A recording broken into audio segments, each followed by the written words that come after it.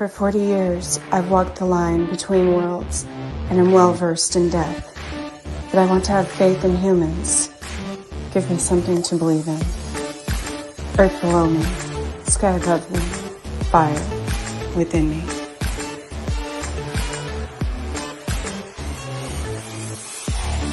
Brought to you by UPRN Network. I'm Trish Mo, and this is The Missing Piece.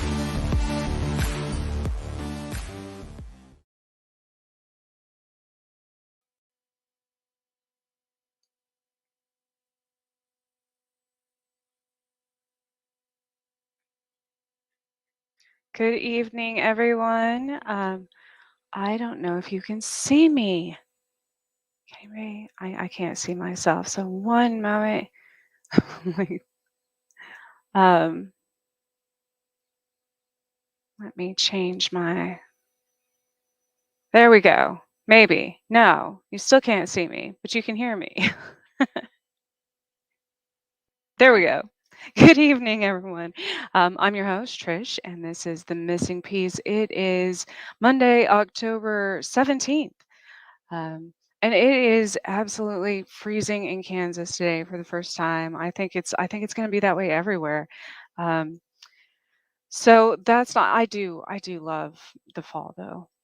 I love I love all the months actually. I love the winter months because um, I don't like the heat that much. So I came from the north, and redheads can't get overheated.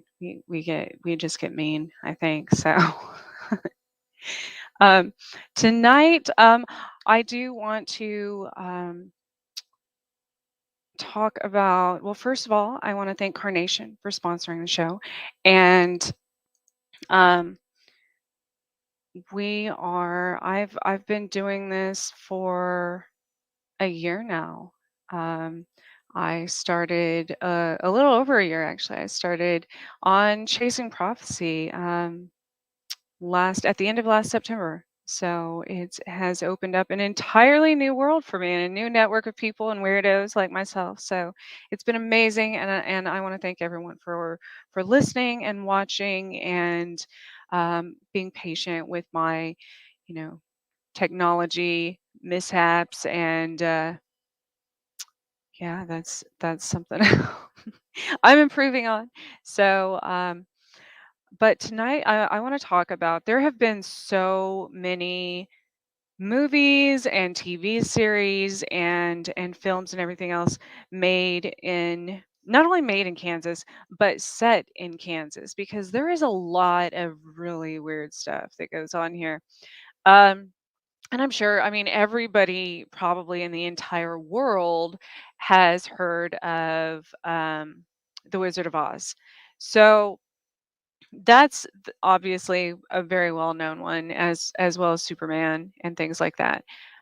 But there are some lesser known horror movies, and most of them, ironically, which is really scary actually, are based on true stories. And that's um that's really scary because because that means there's a lot of really terrible people that have come through here. But we are known, we're in the middle of the United States. We're literally in the geographical center of the United States.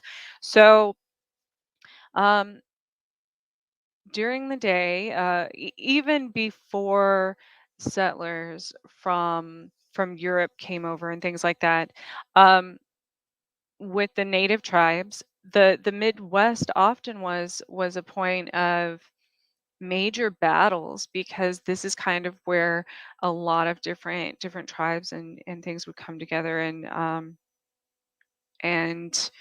it was there was a lot of territorial battles here. So there's that, along with it being kind of the midpoint to the west when settlers would start heading this way, like the Oregon Trail, um, Lewis and Clark's expeditions, things like that. Kansas would be kind of a midway point, and most of the time, people couldn't make it through the winter past Kansas because to our immediate west, we have Colorado, and once you get to Colorado, you have the Rockies. So it was probably nearly impossible to cross the Rockies or anywhere north of that even because Wisconsin, Wyoming, all of those northern states get absolutely horrible winters as far as the snow drifts and things like that would have been near impossible um, in something like a wagon. So that's probably why a lot of things happen here because they had no other choice. They literally pull off the road and stop here basically. Which reminds me of a story of my own journey coming west, I guess. When I came here, I think it was I'll say when I came back here. It wasn't the first time I came here. I came back here from Buffalo, and this was probably 2000. Gosh, it was probably 2009, maybe. No, no, would have been 2008. 2008. So it would have been the fall of 2008. Um, so man, 14 years ago, right? I think that's 14 years ago. Um, and I started heading west, and the weather was actually pretty nice in Buffalo. You know, it was exactly November, the beginning of November, and the weather was nice when I left Buffalo. I headed into a blizzard. I'm talking straight up, couldn't see before I got out of the state blizzard. Um, to the immediate west, through Ohio. I had to they started shutting down the highways and I had to stay at a hotel there. And then I got back on the road and I started heading this way again. And all of a sudden there were warnings on the radio that there were tornado warnings. And that was literally the next day. So the road closed again. The highways, everything closed down because there was a tornado coming. And here I am going. I was probably around Illinois at that point. Um, and Illinois is kind of a creepy place to get stuck in. No offense to anyone in Illinois. I'm just talking about out in the middle of nowhere, small towns. Actually, some of those places don't even have towns. It's like a gas station and a creepy no-tell motel on the side of the road. Those are the kinds of places that I was getting stuck at when the highway was closing, of course. So here I am going through Illinois after, there's like blizzard warnings. There I even went through some flood warnings in the other part of Ohio.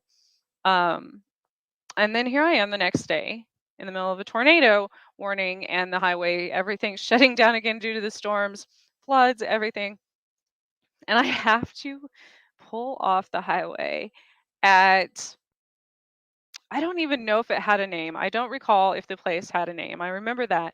And this being, this was November, first week of November, but they still had their jack-o'-lantern out on the front of the hotel, which um I guess for those of you and if you don't celebrate Halloween or Samhain, just a pumpkin, obviously, but this was a rotting pumpkin because um, it had been there since Halloween, I assume. But they had an empty pool that was like cracked and moldy and just had stuff growing in it, and tumbleweeds were rolling by. I'm not even making this up. There was an El Camino in the parking lot and a a camper truck, like not an RV, but the camper that you put on the back of a truck. And so there I am. And thank goodness I had already flown out here with my son and left him like the week prior. Um and I went back to get my car, my vehicle, and my dogs and stuff.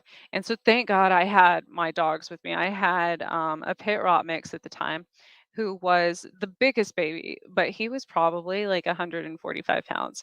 And then I had a bird dog. And so I go to the front desk of this place and there's no, like, I mean, it's seriously set in like a 19, 72 horror film. Um, because that's how the decor was, which I'm not judging. I'm just saying nothing had been updated in this place. And I ring the bell, the for service. Even the gas station was already closed. It had closed down for the night. And so I ring the bell for service.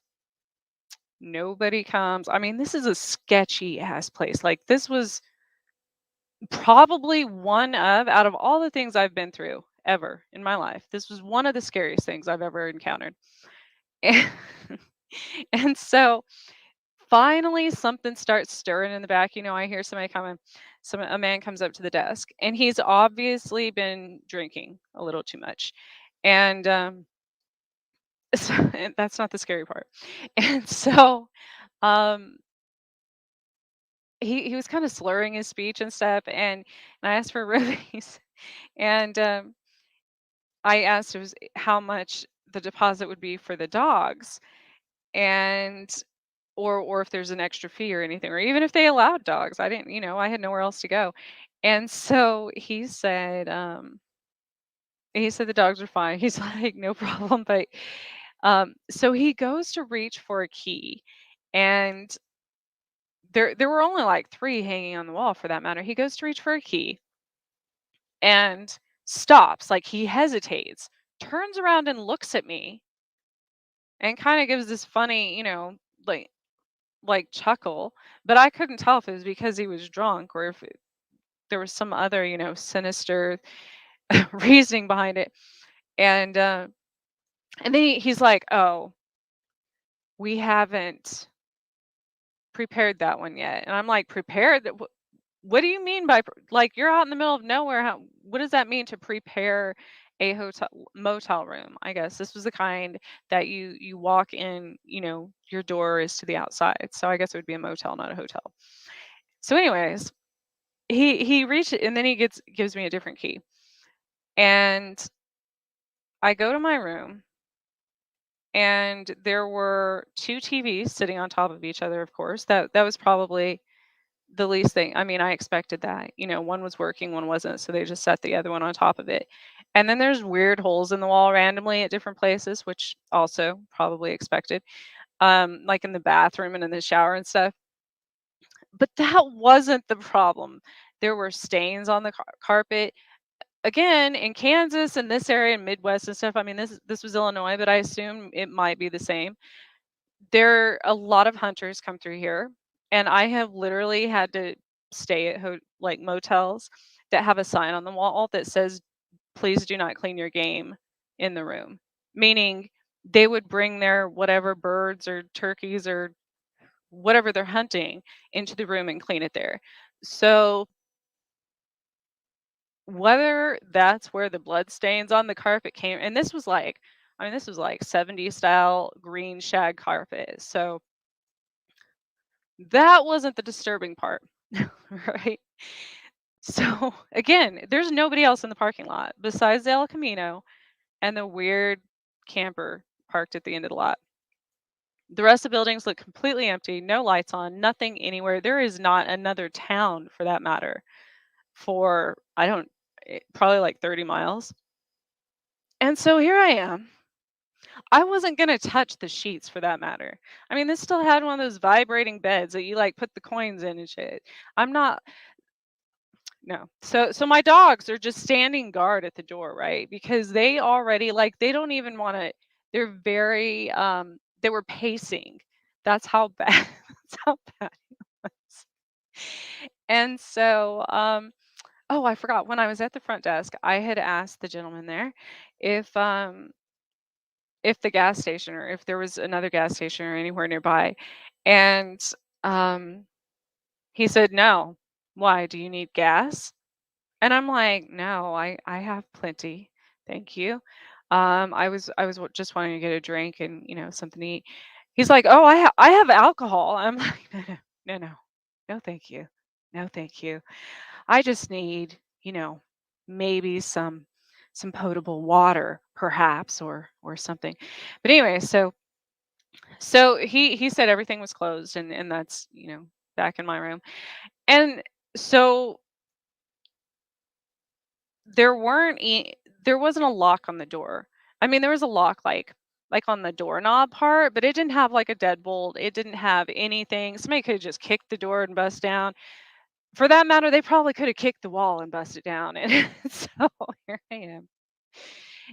And I'm like, man, what am I going to do? I'm going to have to go out. I had from moving, and I had my vehicle.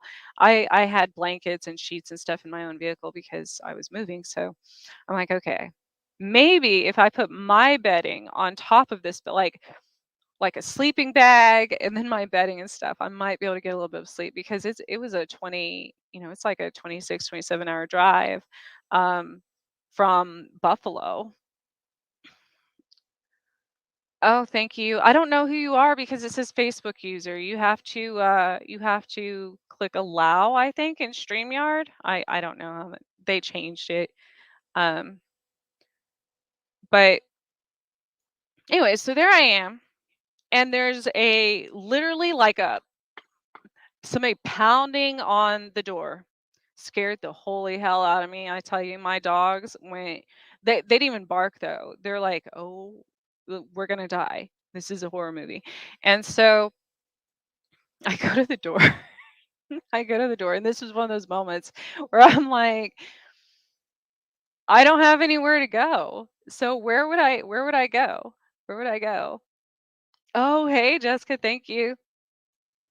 Um, so I open the door, and there's the man from the front desk, and he holds up a six pack of beer, and he said, "Here, I brought you some drink." I'm like, uh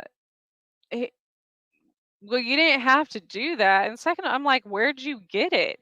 He's like, oh, no, no, no problem. I have a whole closet. He said closet full, room full, something of stuff that people leave. And I'm like, all right, thanks. I shut the door.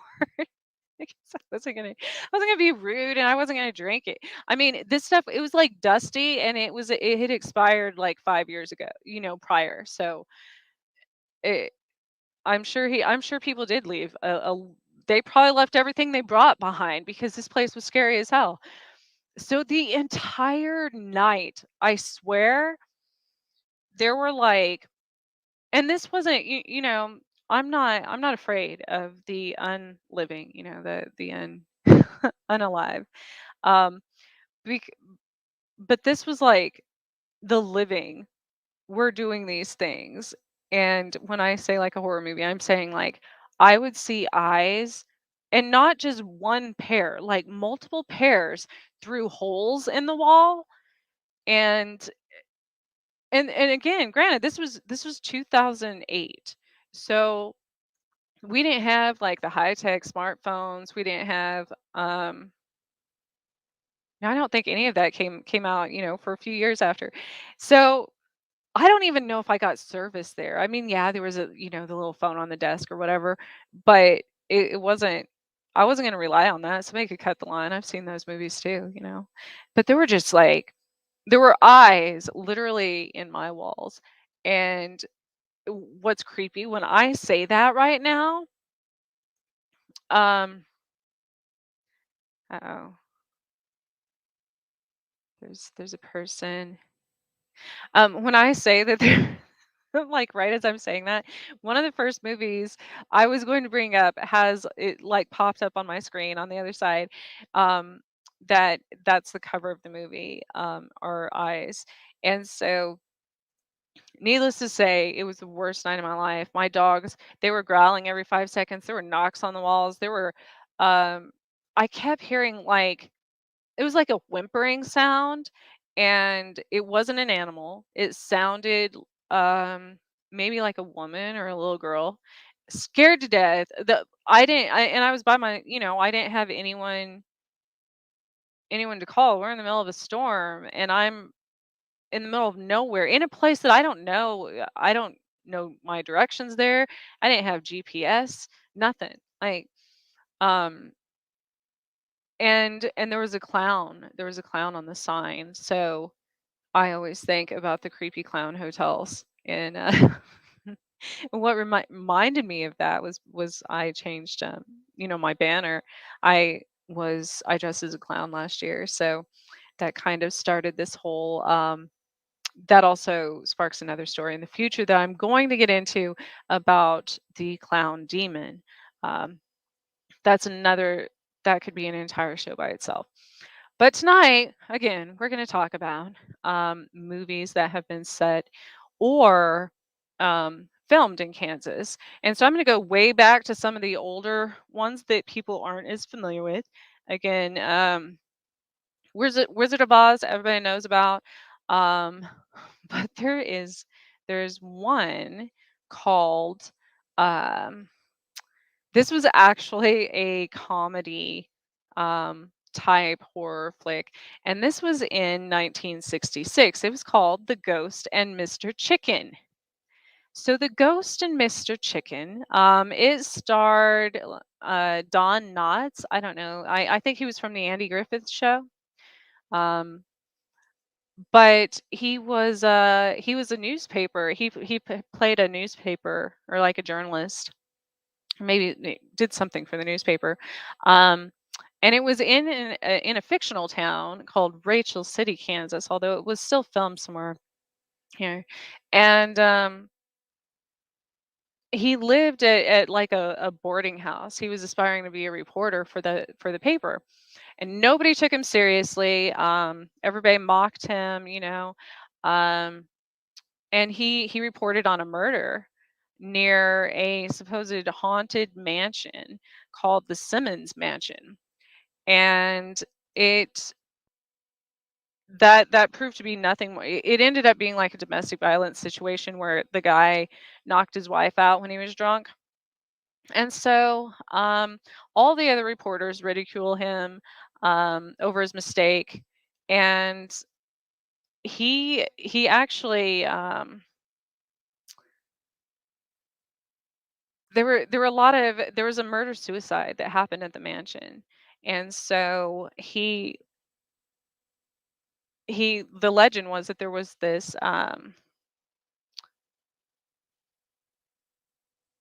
a guy killed by his wife with a bladed instrument before he jumped off the building and killed himself, and from the organ loft. So this was back in the day when they had the big organs at the top of in theaters and stuff on the top level in the loft. And so um, he reports on this murder suicide that actually ended up being real, and it was about an organ that played itself. Um, and so he ran down like after this organ started playing music, there were scenes of pruning shears stabbed in a painting of the woman that supposedly made this man, leap to his death. And so with blood gushing from her neck. Well, that became an entire controversial thing in Kansas because that was in the original movie poster. And I believe there are only a few of those in existence. And they're said to be very valuable because um, they removed it in later publications from that poster. So if you have one of those and the Ghost and Mr. Chicken, it's very valuable. So that's the first one. That one's not extremely scary, but a lot of people do like Don Knotts. He was, a good actor.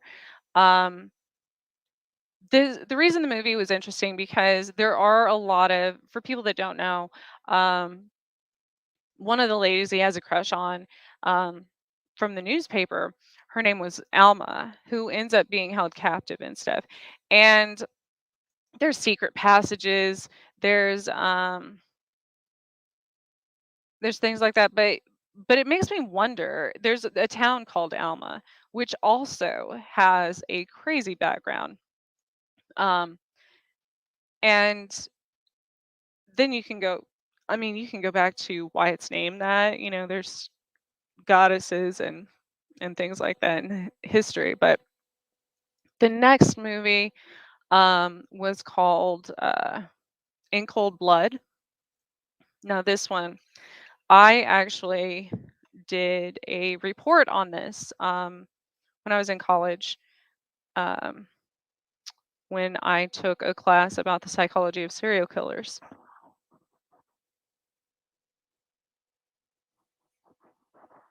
I'm sorry, I had to get a drink. So, um, this one was it was 1967. Um, it was a crime film, true crime, based on a true story, produced and directed by Richard Brooks. Sorry.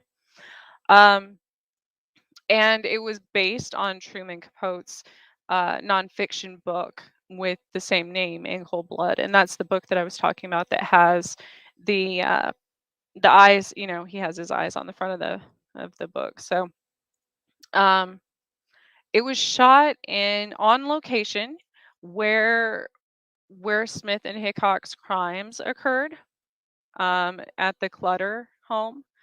They robbed and murdered four members of the family.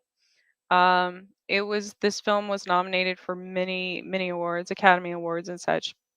But um, there were two ex-convicts, Perry Smith and Dick Hickok.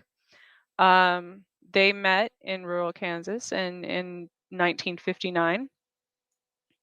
Um, the Clutter family, which so I forgot about this. Um, that I did a report on this until I started studying this in the last few weeks.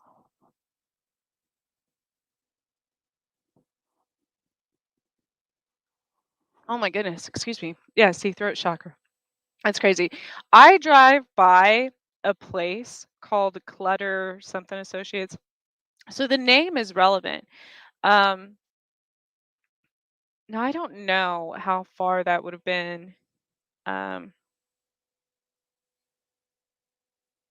but anyways, these two ex-convicts, they planned to rob the farm of a wealthy um, family man, you know, and they had been watching him. They had been staking out his house, things like that,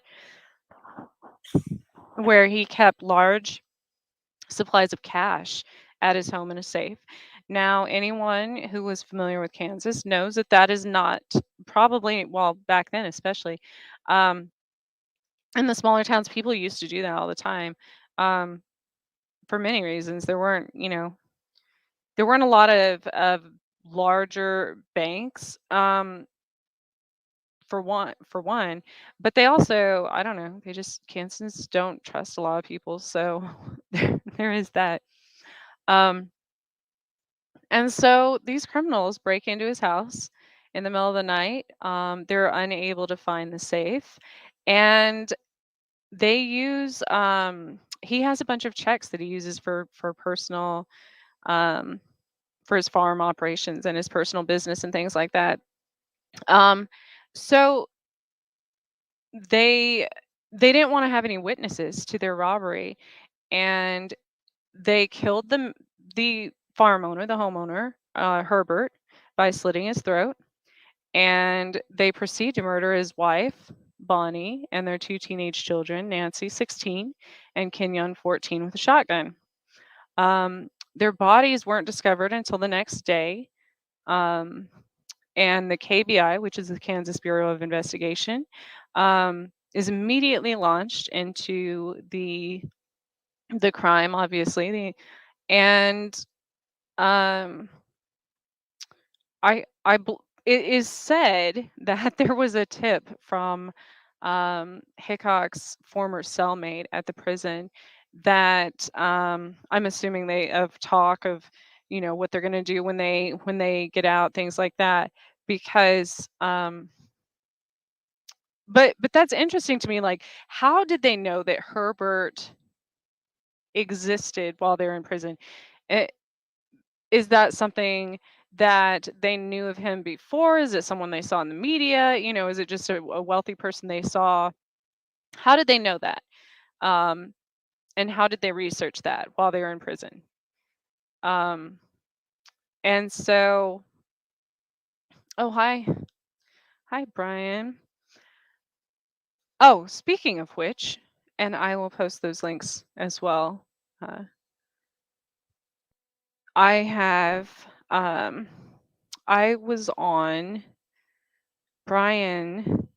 which Brian's been on my show as well, and we talked about that. But I was on his show last weekend, and through the lens with Brian and Lex, and that what day was that? Was that would have been October 9th, I believe. It was Sunday, so I will post a link to that. Um, a lot of fun. I always go off on tangents talking about crazy stuff. Um, Anyways, they actually um they fled to Florida at the time. And they eventually crossed into Mexico. I assume closer to, the uh maybe Louisiana, or like coming over, because it was the Las Vegas. Um oh, they returned to Vegas. I was going to say, how did the Nevada Police Department end up with them?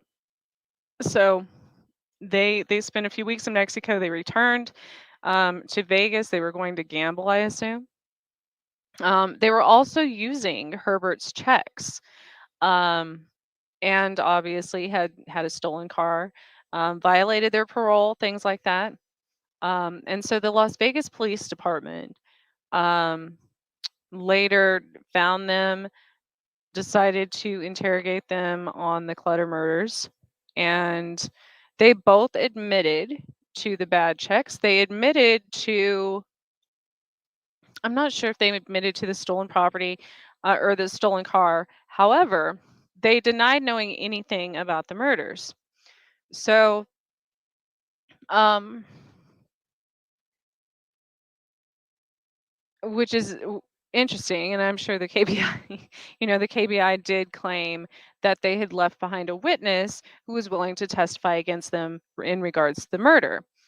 So, when they were confronted with the evidence, as which I don't think the KBI had very much evidence, because they were still going off of the tip from the one of the convicts' ex cellmates. So all they had, they said they had a bloody footprint matching the boots that were worn by Smith. Um, and so things like this eventually led to the breakdown. Um, Hickok broke down and confessed not to the murders, but to witnessing the murders. So he blamed Smith for doing everything. Um, and so he said he was present when Smith carried out the murders. He begged for immunity from the death penalty. And so, and see, the KBI was smart about it though. They interrogated them separately, and so, um, after Smith learned that Hickok had confessed, he said that he did recount that it was in fact himself and not his partner, who wielded the knife, who pulled the trigger in all four killings, um, but did say that Hickok was there as an active accomplice. So they were both charged with first degree murder. They were found guilty on all accounts, and they were each sentenced to death by hanging. Now, after losing multiple appeals, both men were hung for their crimes, and there were only law enforcement officials. Well, there were media representatives in attendance as well. But that is interesting that I didn't even put two and two together. That I assume I have been led to places that these people might haunt before, because I see that name come up a lot, and I completely forgot that I do a report on that. Um, so that's, but there's a book. The book, as I remember, obviously is better than the movie, as they usually are, because you can get more detail in there. Um, but they're both. I had to watch that in college. It's Again, it's an older movie, 67. Um, but still an interesting story the way it works out. Um, and there's a house. It's filmed in it's actually in Garden City. So, um well, some of the scenes were filmed in Garden City, sorry. Holcomb, Kansas was the other location of the original event, including the Clutter's farm. Their house was the new family that owned it they were paid $15,000 in compensation to film the movie.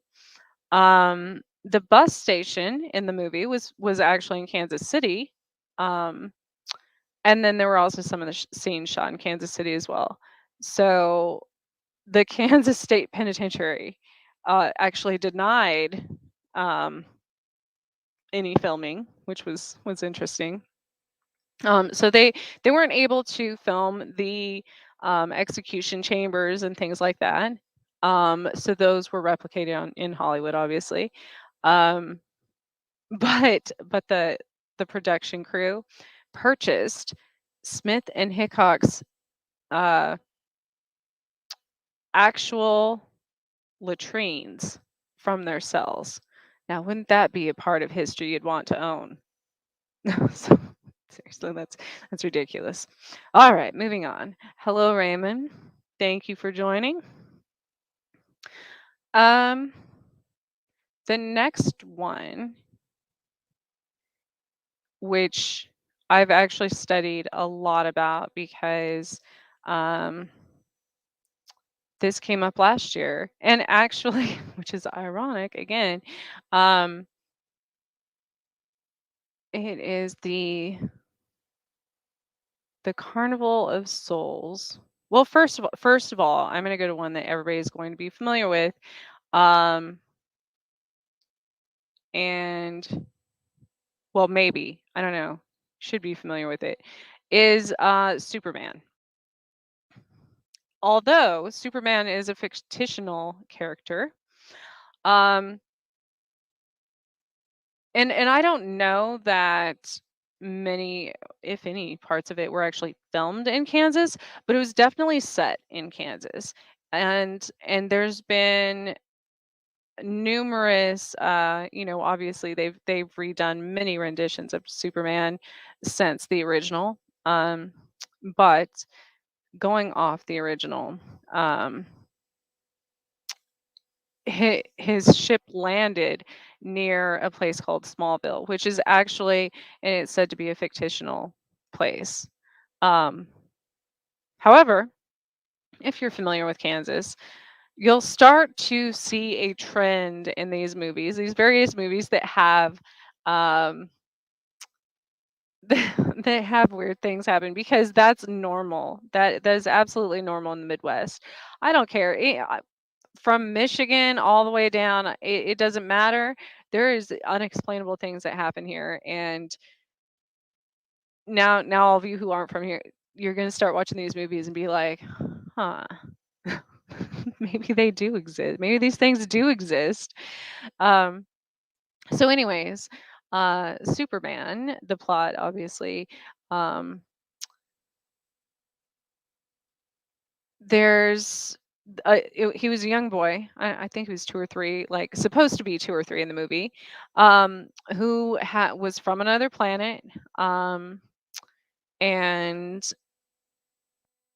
the Krypton, um, Jor-El of the Kryptonian High Council.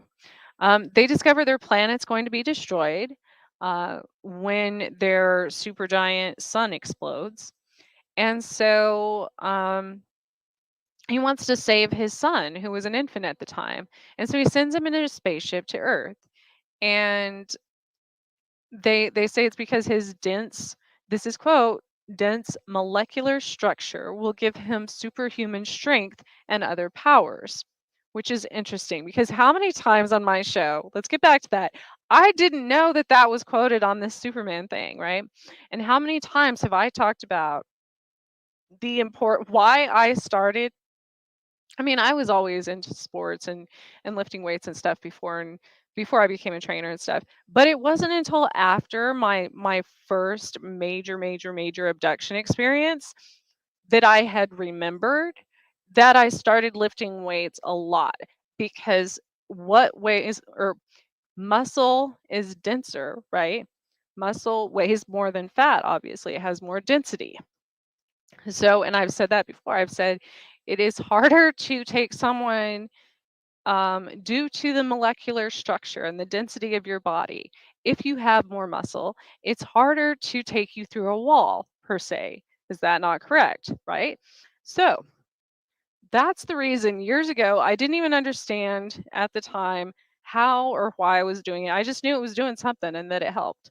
And so, um, it's interesting that they say that in this movie, description, that that's why he has, superpowers or whatever. I don't have superpowers. I'm just saying this is why Superman does. And so, um, when he was 3 years old, and I assume the difference in age between being an infant to when he was 3 years old was in space travel, however many light years it took to get here or whatever.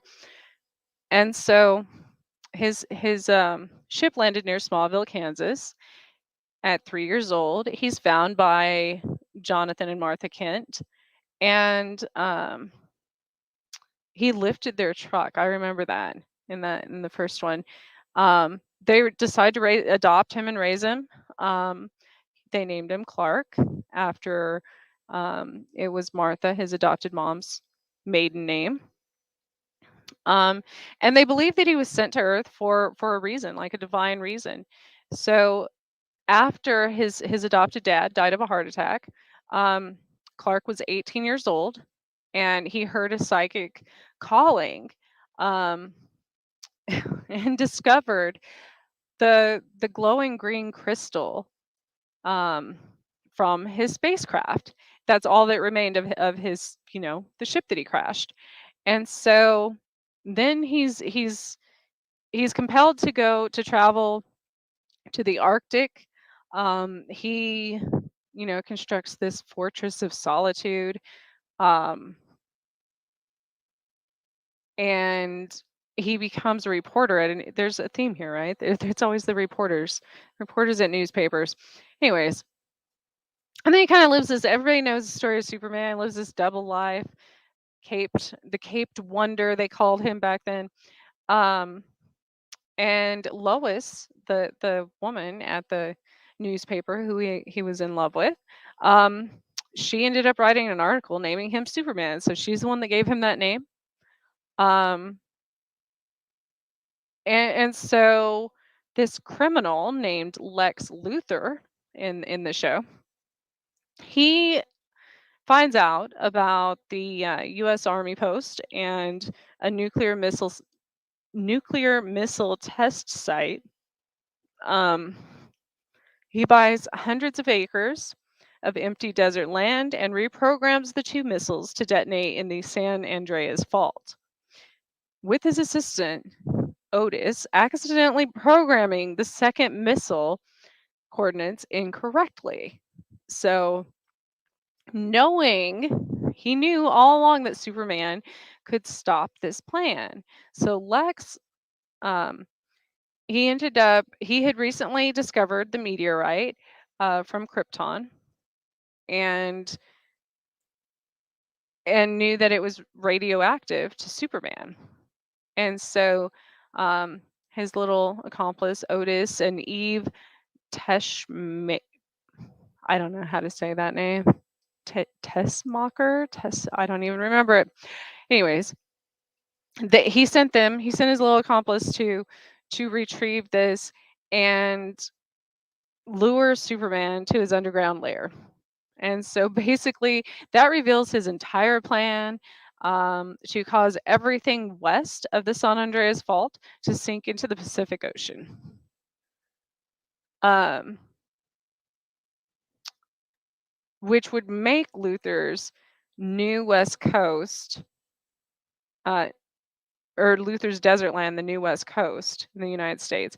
Luther then exposes him to the meteor piece's mineral kryptonite, which weakens Superman's ability greatly, and taunts him about the second missile, in which will detonate in Hackensack, New Jersey. Why is this relevant? Or why did I just stop there? And this must have been, extremely relevant. Because, okay, let's go back to the Georgia Guidestones. This is where my channeling gets in the way. This is why I can't watch movies, right? So, and I've been looking at this the last few days. If you read about the Georgia Guidestones, they tell of all of the places that will be safe um, in the future from natural disasters, from earthquakes, from falling off in the ocean, from tsunamis, from everything. And so the map of the Georgia, is specifically lists kind of what is going on now in the world. Um, it talks about the middle of the United States, right down the Missouri border. There's one of the major fault lines there being split. It talks about the majority of the southwestern part of California breaking off and going in the ocean. And it talks about the bottom, well, the portion of Florida basically that just got hit by a hurricane, as well as parts of Louisiana, a lot of the southern states, part of New York, New Jersey. So this is why this is ironic. And I looked at the list of episodes last night on because it popped up on my TV in the middle. This was 4 in the morning. It pops up on my TV. The old the old X Files. Now, if you go to the X Files and look at the chapter sequence when they first begin, you don't even have to watch the whole episode. I watched a lot of them when I was younger, but just the um, look at the. I'm trying to block somebody's doing like a spam thing in the chat room. Anyways, look at the titles, and you'll see how many of those things have come true. Um, and those are all from the 90, 93, 94 era. So that's actually pretty scary. So this being relevant, I had never up until today, I didn't decide, I'm familiar with all the movies filmed here. I did research on them, the movies themselves, watch them, but I had not read about a lot of the official descriptions. And I believe there's always a reason we put a message out there. So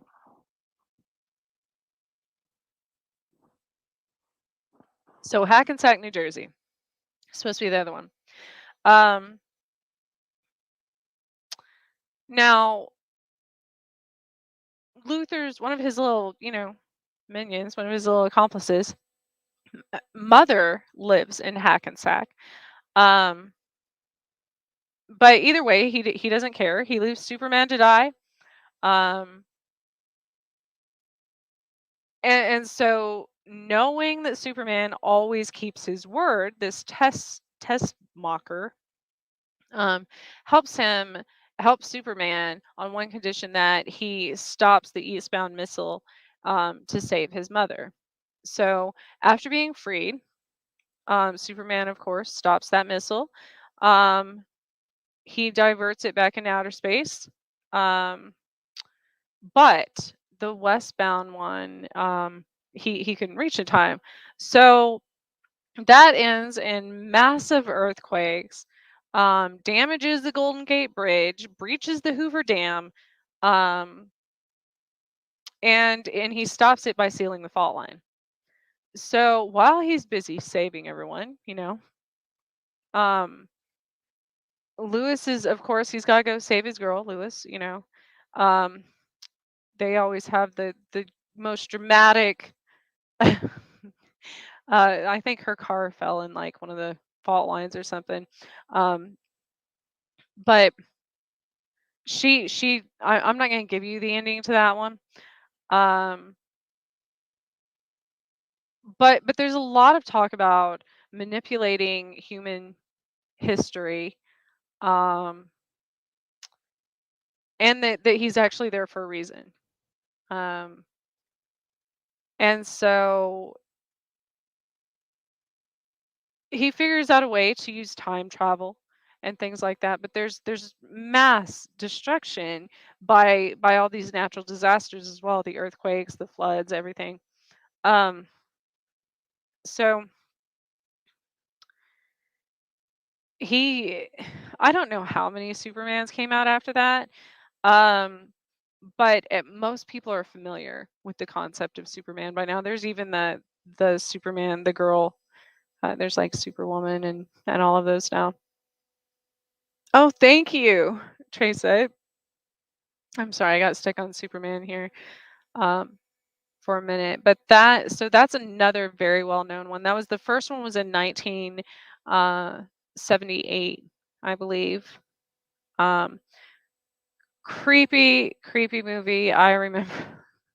I don't know why our parents let us watch these um, back in the 80s and such, but this one was actually one of it's still to this day a creepy movie, and I didn't remember that because I didn't live in Kansas at that time in the 80s, so I didn't remember that this one was filmed here, but it's called The Attic. So if any of you have seen these movies and would like and know anything about them, please comment. Um, I know that oftentimes when you know that a movie has been filmed in your area, like it makes it more well, especially if it's been based on a true story. But if it's been if just a scary movie you've seen has been filmed where you live, it makes it even scary. Like it makes it more real. So um gosh, this one. So this one was back in 1980. Um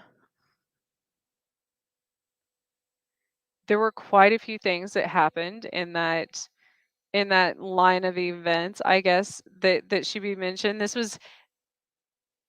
1980 was a pivotal year for many, many reasons, aside from like the new technology in these movies and stuff.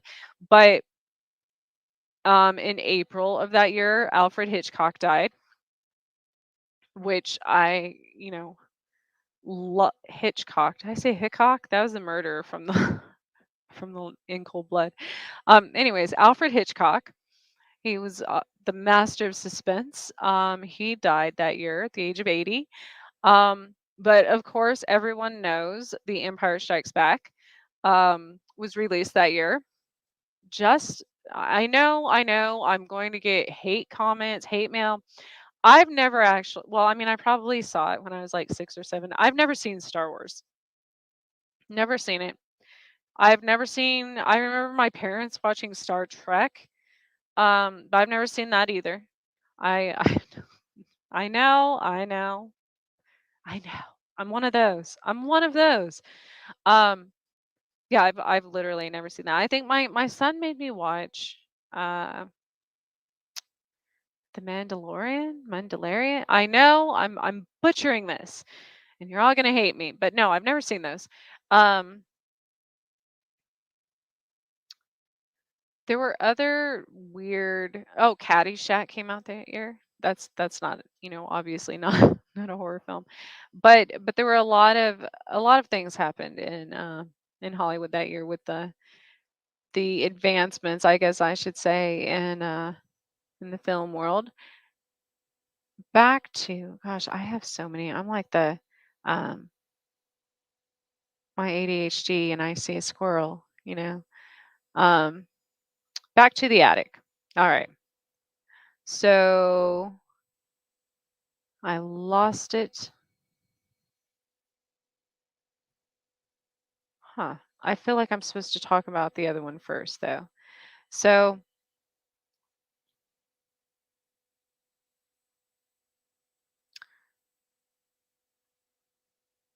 that's weird. because I was there was a film called The Gypsy Moths. Um, and I'm wondering why I was just directed to look back at that because obviously that movie was I mean, it was totally different than what you think it is. It was a story, it was a drama based on skydivers. Um, because they had a different lifestyle than the small town Midwesterners. So the movie is literally about their how they lived their life and how the people around them lived a different life. But they were called the gypsy moths because when they would jump out of the plane, they looked like they had wings, which is interesting because what have we been talking about lately? The Mothman. Where has that always been present? It's been present many times aside from the East Coast, from the down through the so from like outside the Chicago area, Illinois, um, and south. And it's been spotted everywhere in Kansas City, Topeka, you name it, all the way Oklahoma. Um, but I find it interesting that I was just ooh, and now I got the chills. This all leads back to there being a dead bat outside my truck, uh, like 2 weeks ago. Yes, before all the UFOs, came over Kansas and all hell, all chaos broke out in Topeka. I'm actually going to be talking about that with Joe Montaldo um, next week on next week's show because there were a series of events um, preceding that. The picture I took a picture of some sort of craft in the sky that was disguised as um, there's that new app I use that says I think it says boat, which, I would think a boat is the same thing as a ship, but that's what my phone viewfinder called it. But anyways, um, gypsy moths. So that's interesting. I don't know why that was called to my attention, but it was. So that might be one to pay attention to. Um,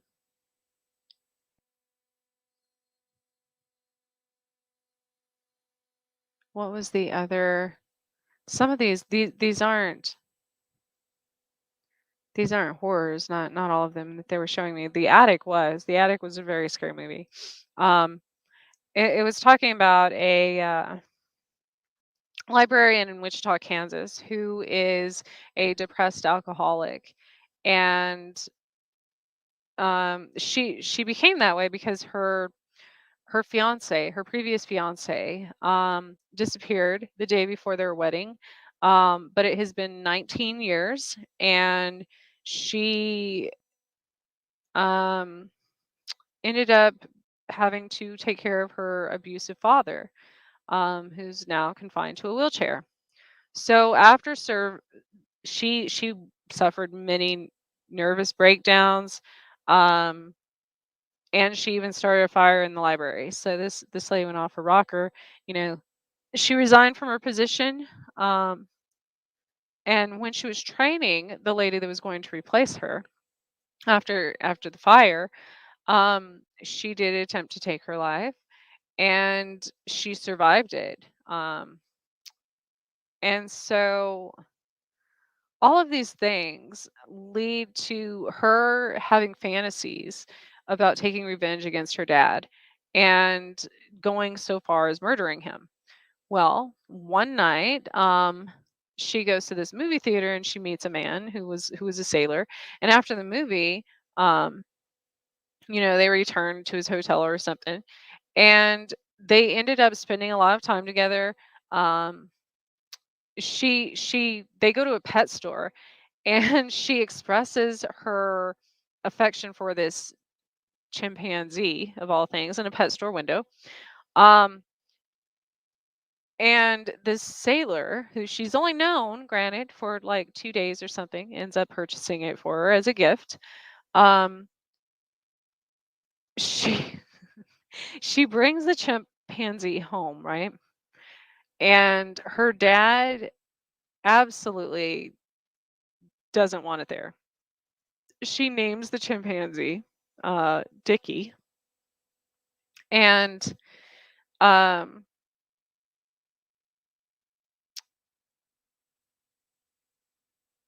she she she doesn't want to. She stays in Kansas. Her friend, um, obviously, um, and the man she just met, moved to California. Um, even though she hates her life there, and so when her friend invites her to have dinner at her mother's house, Mrs. Perkins chastises um, the brothers of her friend because they broke one of her figurines, right? And so all of a sudden now, her chimpanzee goes missing after this like dinner party, and her father claims it ran away. Well, the next morning, she buys a plane ticket to fly to Los Angeles, right? For Emily, her friend. And um and leaves it for her at the library with a note. And she decides to go to the airport also. Um to call Louise and thank her for that. And so Louise brings her father to the park, a local park, and while rolling him up the hill, the wheelchair tips over and he falls out. Now, this is her abusive father who she despises, you know. And so she realizes that he automatically picks himself up and revealing obviously that he's not disabled. Um and the whole time that she's been forced to take care of him, it was just a ploy to keep her stuck there in Kansas, you know. And so in her she lost it in a fit of rage. She pushes him down the hill. He ended up dying. He smashed his head on a rock. And when she goes to get her stuff from his house, you know, when she's trying to find his hidden money and things like that to leave, um, when she's going to run away, she comes across a key to their attic, the home's attic, which has long been locked and boarded. And so using the key, she goes in the attic and accidentally locks herself inside. Then she finds Dickie's body, the chimpanzee, along with along with I'm not going to tell you who else was in the attic because you're going to have to watch it. That's a messed up movie. There were some that reminds me of Flowers in the Attic. That wasn't filmed in Kansas, but that's another one that's highly disturbing about the kids locked in the attic. Um,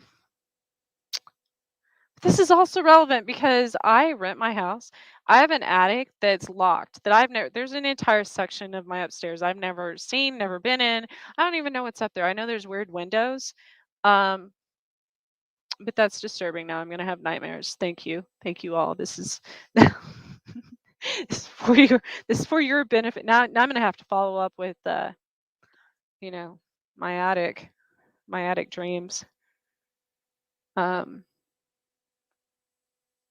so you can find like there people do lists of like dysfunctional family movies. Just it's highly disturbing. I'm only doing this because this is you too, Trace. That you have an attic that's locked that you don't know what's up there.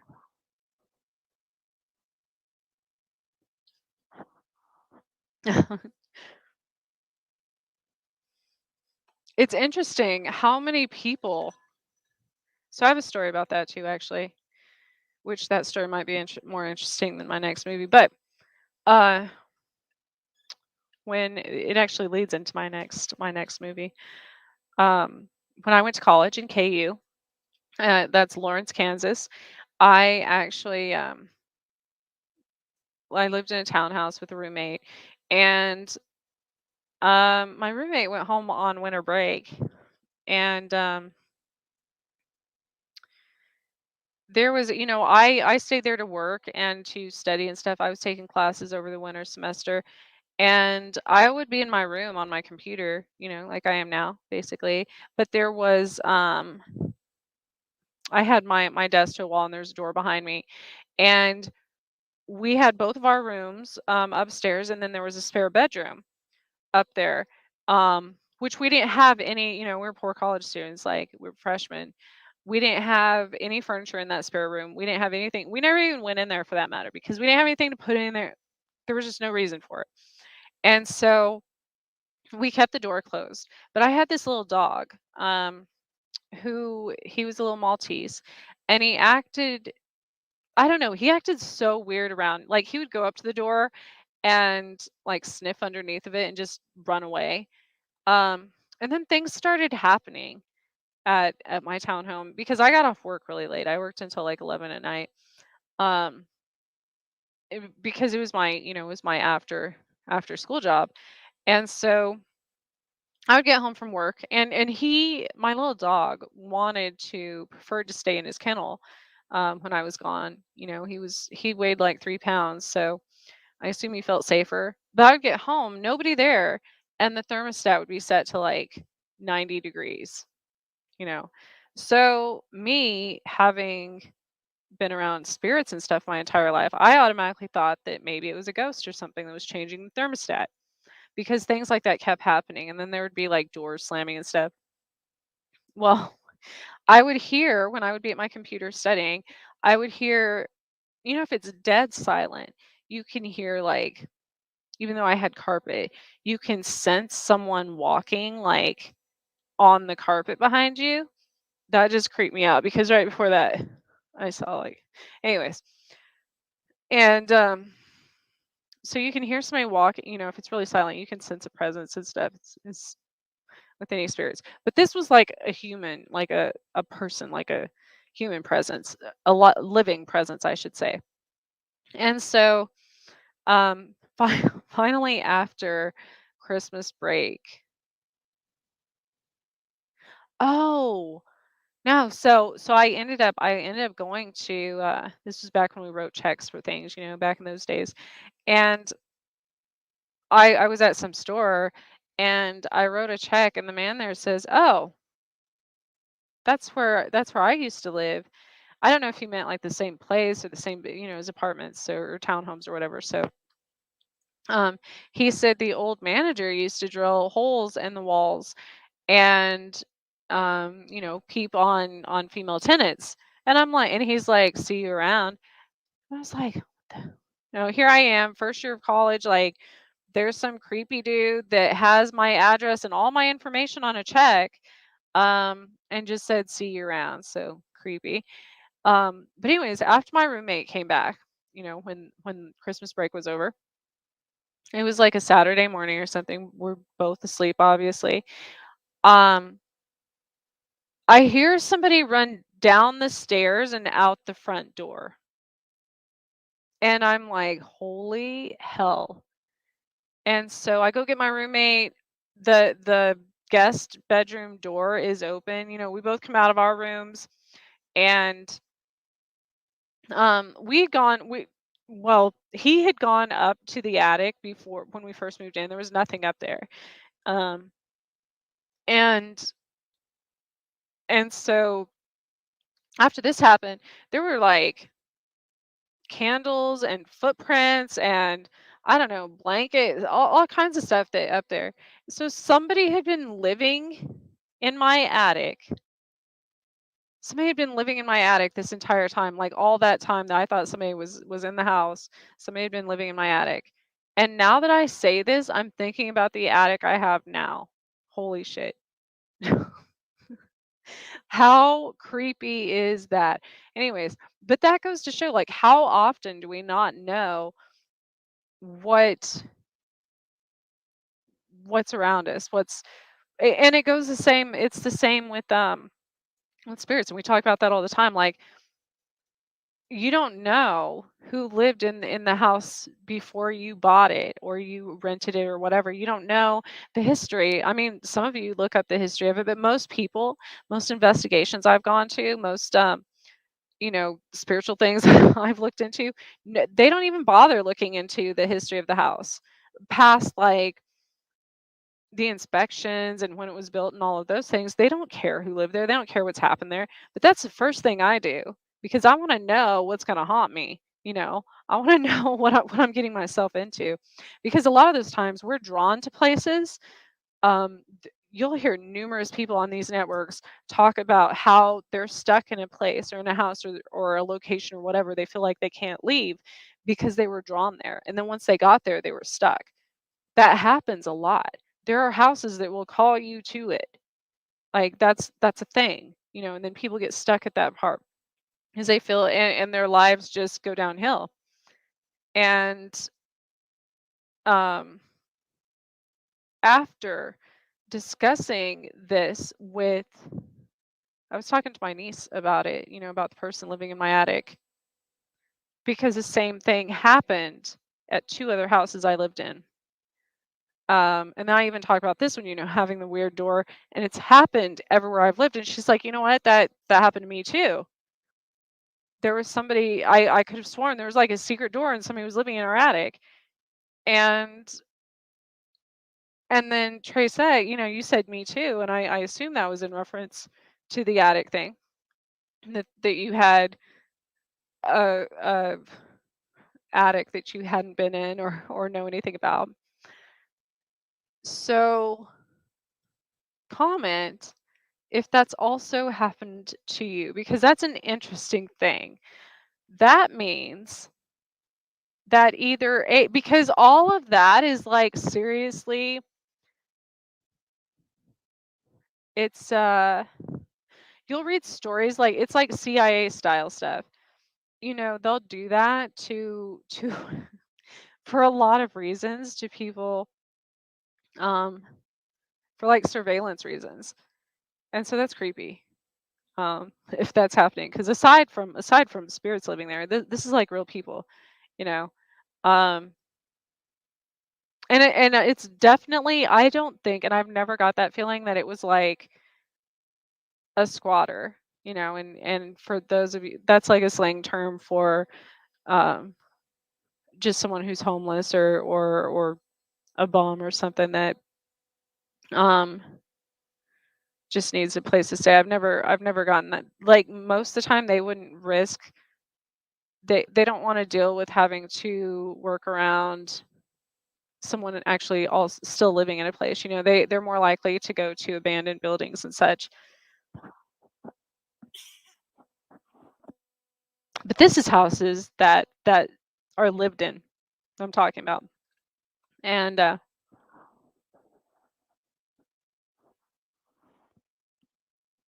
I don't know how many times I could tell you that has happened in my own life.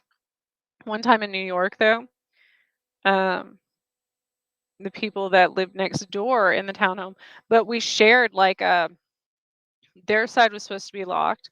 It was like a double door that went to the attic. Well, the attic was my room. And craziest experience. Like, some really nice people lived there before them, and right after they moved, these people never I never saw them come out during the daylight, which isn't weird. Some people, whatever, sleep during the day because they have night jobs or something. But they all wore the same. It was like a cult. It was like living next to a cult. Um, they just wore these dark hooded, like, robe looking things all the time. They would be standing at, we shared a back porch, and I had a giant, like, window, glass window on my back door, and they would just be standing there looking at me through it, like, first thing in the morning and stuff. This happened all the time. Like, I can't tell you how many times this happened. That house was so haunted. My friends stopped coming there. Things would be thrown across the room. My kids were terrified. I mean, like, this was when they were young, young, young. And there were other things like my son's gerbil was outside of its cage literally every day. It had a metal escape proof. Like, there was no way, no way, no way. And it would always end up right where I was, whether it be like, this was a huge house too. I mean, I could be really, really far away, like 3 stories down, and all of a sudden the gerbil would be at my feet. So it was like taunting us, like messing with us. And then that's the house that had 9 stabbings throughout history, by the way. So that was a very uh I can't even um the things that happen there are unreal. I don't know how I lived there for almost a year. Um but I ended up moving right across the street just to get away from it. Um and which comes back to the damn clown, I tell you. And clowns are you know, a lot of people are scared of clowns because um well, clowns are scary, they have a smiley face all the time. I don't trust anybody who smiles all the time. Um, but when I moved across the street, I was all excited. I was on the phone with my mom, I'm like telling her about my new house. And this was a big house too. New York houses are enormous, like the old style, because they were meant for like multi-families. And so I was telling her about my new house, literally on the phone with her. And I go down to the basement for the first time because it's scary and big and I didn't want to be, I'm still, this was like, I don't know, I was probably like 35. And so I go to the basement and I said, well, after all I've been through, at least now all that I'm afraid of is clowns. I swear to you, what happened then, out of the ceiling, like, I mean, I know in people's basements back then, like they stuff weird stuff, just as storage, like in the slats in the ceiling and stuff. Like I get that. No, out of the ceiling, this retro, like vintage clown, I don't know, poster picture thing falls out of the ceiling. Not even kidding. Falls right at my feet as I'm on the phone with my mom. And I'm like, our clowns. Like I hadn't even gotten it out of my mouth yet. Um, which is interesting that that I dressed as a clown last year because um that's when um a lot of these things start coming back about this entity. Um, and that house actually, that one, it wasn't near like the other one. It wasn't near as haunted, but that was the first thing that was seriously creepy. Um, I had never at that point, I had never had anything like that happen. Like as far as soon as I would say it, it would happen. And things like that happen to me now all the time. Um, but back then it was weird, and and it was a few years later that would have been 4 years ago now. Um, my daughter was sleeping with me because she was afraid of the dark. She was probably, I don't know, she's probably like 4 or 5 at the time. I had a dream about a clown being at my front door knocking, saying bang bang, and um, like in a weird bozo looking, and that's all he said when you bust through the front door. Well, I was asleep, mind you, having this dream. It wasn't like one of my waking visions. This was actually a dream in my sleep. My daughter's waking me up at the same time. She's, pushing my, she's like, Mommy, Mommy. And she says, something, there's someone's at the front door. They just said bang bang. I'm gonna go see who it is. Like it was calling to her. This was like 3 or 4 in the morning to come to the front door. And I was like, wait a minute, wait a minute, wait a minute. It would be one thing if her and I had the same dream because that happens a lot because you transfer the energy. We didn't just have the same dream. She was awake and heard it and thought it was real. And so then I was like, okay, this is dangerous. Like that's really dangerous. Um, so there's something physical, something physical energy or a person who has manifested and created that and is trying to lure my daughter. It was scary because all of a sudden throughout the years, all of these things, the clown hotel, the the picture dropping out of the ceiling, and now someone being in a front door. Um, they it was all too. So last year, it was when I went to Oh my gosh. There's this AI. They've got new AI hacker things for chat rooms. Um, yeah, so it was last year. I dressed as a clown, and when I was at the Sally House, um, I wonder if I can pull up a picture. This is terrifying. Oh my gosh. Um, let me show you all.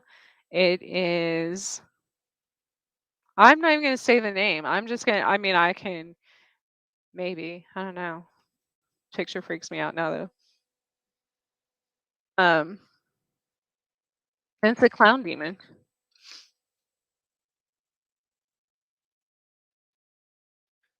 but it makes a lot of sense. Like these things can,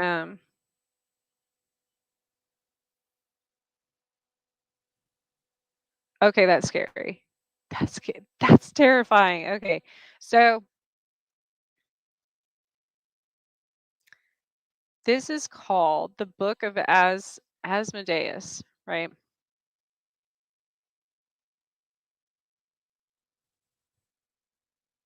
Wow. Okay. So also, let me tell you, let me this is crazy, y'all. This is crazy. You're gonna look at this and you're gonna be like, okay, that's like every episode of Trisha's show, and I've never shared this. So, um, let me share my screen on this so you all can see. Oh my God, I've had this theory for a while now. Let me bring this up.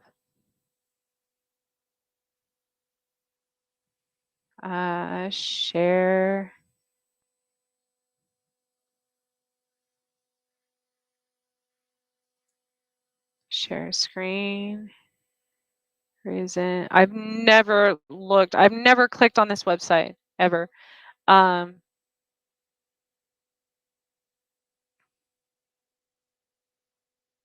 uh-oh. Okay. I want to share Chrome. I lost everyone there for a second.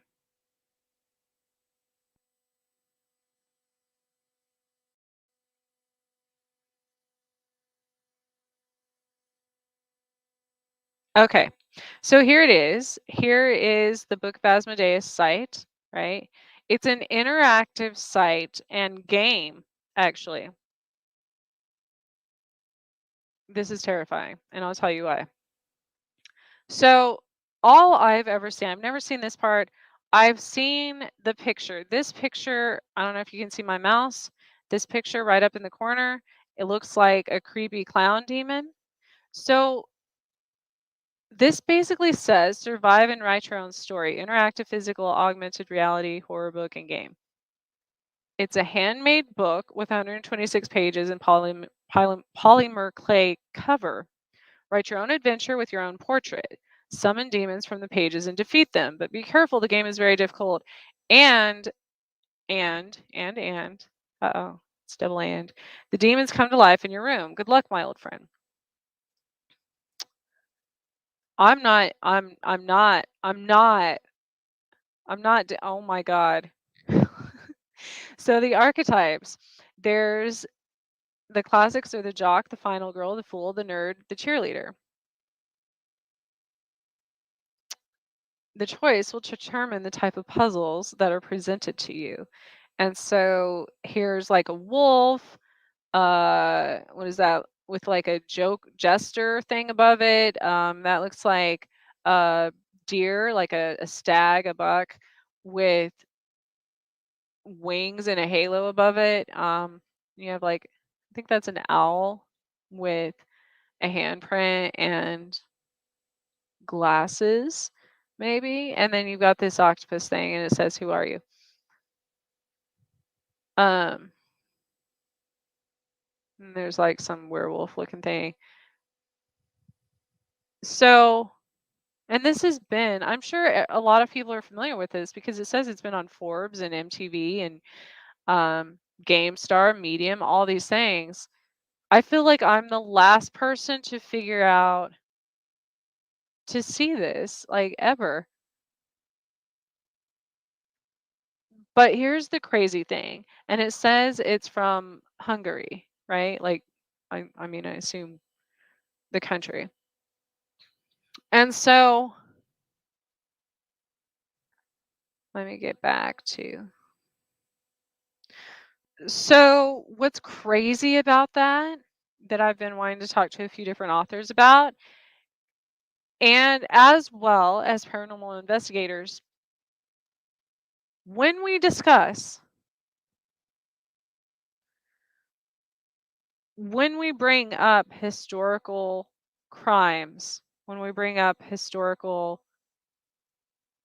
events, locations, wars, when we reenact these things, when we talk about them, when we give energy to them, are we bringing them back to life? And second of all of these things throughout history, every cryptid, every creature that anyone who has ever imagined, is the energy and the thought process of them doing so. The very act of putting an idea, a thought into the universe. That means it already has momentum. It is already written in the book of this world and in your existence.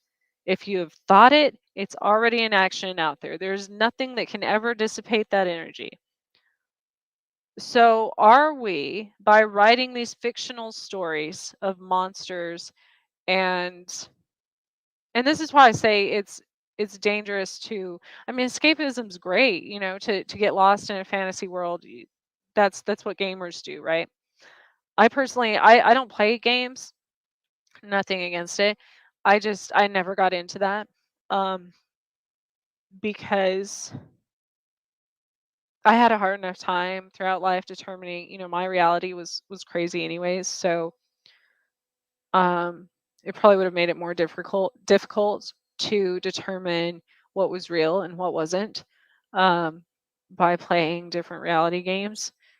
But are these games, and are these, are this literature and these, because remember, I did the book, The Most Dangerous Books, a few weeks ago also.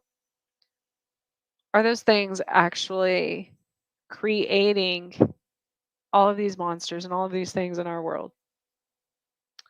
But, if that's so, and if you create your own world every day by writing your whatever script you're living in, whatever story you have.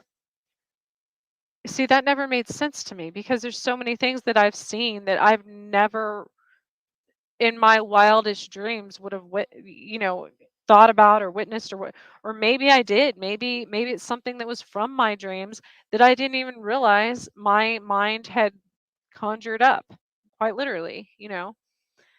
um so that's interesting to consider. But the fact that there's an actual website that does this, that is based on everything I have said about that, is absolutely terrifying. Terrifying. Like, the fact that you can create demons, with the intent of bringing them to life in an interactive game. Although, maybe, I mean, would that help you defeat them? I don't know. But is it actually happening in real life, like in people's reality? In this matrix. Um, that's crazy.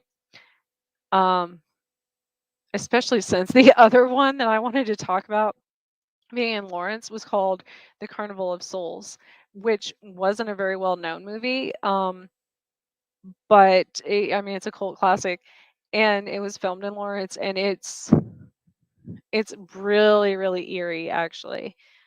Um, and clowns go with carnivals, right? Go with the circus carnival. Um,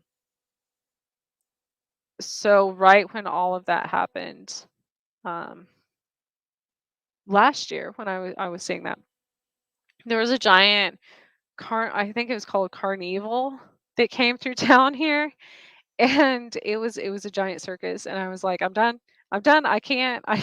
cannot. And then I learned of the movie being, like 30 miles away from me, and that's even scarier. So there's definitely something going on with all of these, but let me know in the comments. I should do a poll about that and see how many people have either written something that has come to life. Here we are in like the never ending story type thing. Or what other movie? Deadpool did that, I think, didn't they? Um, has either written something or drawn a picture that you later saw in real life. And tell me what theory you have. Do you think that since timing is fluid, that's something you had already witnessed, so you knew what to draw or write about? Or do you think that whatever you wrote about or draw came to life? So ponder on that. Um, it's already 10 o'clock, y'all.